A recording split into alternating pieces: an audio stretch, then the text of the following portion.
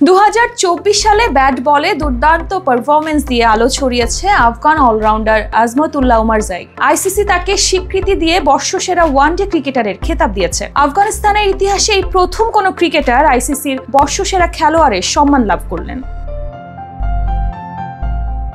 24 বছর বয়সী এই অলরাউন্ডারের গতির ঝড় ও বহুমুখী ব্যাটিং আফগানিস্তানকে এক নতুন উচ্চতায় পৌঁছে দিয়েছে।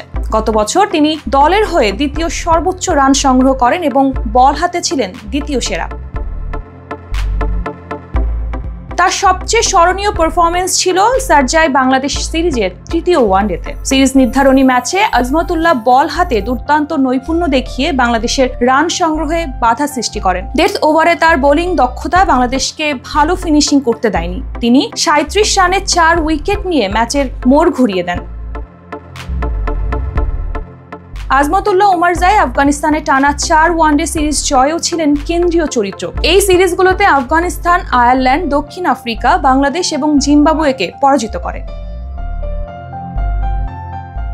আজমতুল্লাহ ওমরজাইয়ের নৈপুণ্যে আফগানিস্তান আন্তর্জাতিক ক্রিকেটে আরও দৃঢ় পদচিহ্ন রেখেছে। তার এই পারফরম্যান্সই তাকে ওয়ানডে বর্ষসেরা ক্রিকেটারের খেতাব এনে দিয়েছে।